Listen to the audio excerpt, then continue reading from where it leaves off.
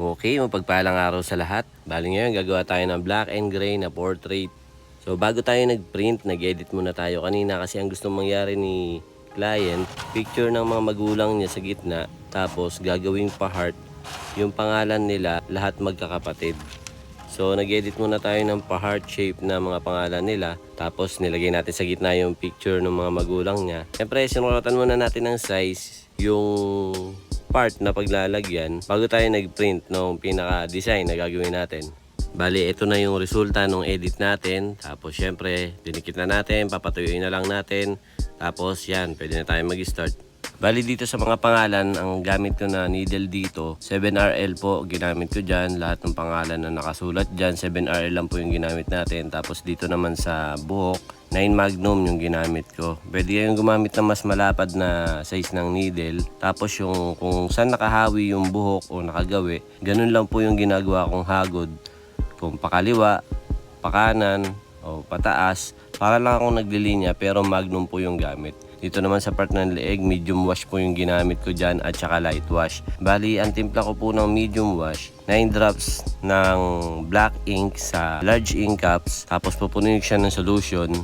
Doon naman sa light wash natin, 2 drops sa large ink cups. Tapos pupunuin ko lang din po siya ng solution. Pwede nyo pa rin pong i-mix yung mga kulay na yon. Halimbawa to, light wash po yung ginamit ko dun sa noon na yon. Tapos sinawsaw ko pa siya sa hugasan para mas mag-light pa yung pinaka light wash na ginamit ko. Doon naman sa labi, ang ginamit ko dyan, mix ng light wash at saka medium wash. So yung medium wash tsaka yung light wash pinagmix ko rin para ikulay dito sa lips niya, dito rin sa pisngi. Ang kinulay ko dyan, mix din ng light wash at saka ng medium wash. Yung mga buhok, solid black na yung ginamit ko dyan. Tapos kung ano yung hawi o yung gawin ng buhok, sinusundan ko lang para hindi malayo sa kinokopya. Ganyan lang yung hagod ko para ako naglilinya pero Magnum yung gamit ko. Dito sa size ng mga buhok nila, saktong-sakto lang para sa akin yung 9 Magnum. Pero kung kayo, gagawa kayo ng ganito tapos naliliitan kayo sa size, pwede po kayong mag-adjust, pwede kayong gumamit ng mas malaking size dun sa mga part na yon.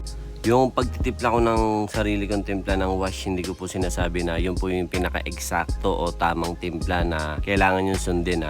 Dito po nagbibigay lang po ako ng idea. Baka sakaling magkaroon din kayo ng sarili nyong timpla, pwede nyo namang gayahin kung ano yung timpla ko. Pero pwede nyo ring ibahin, pwede nyo mas patapangin pa o pwede nyo mas palabuin pa. Kumbaga idea lang talaga yung binibigay ko para madagdagan din po yung mga kaalaman natin lahat sa paggawa ng black and gray.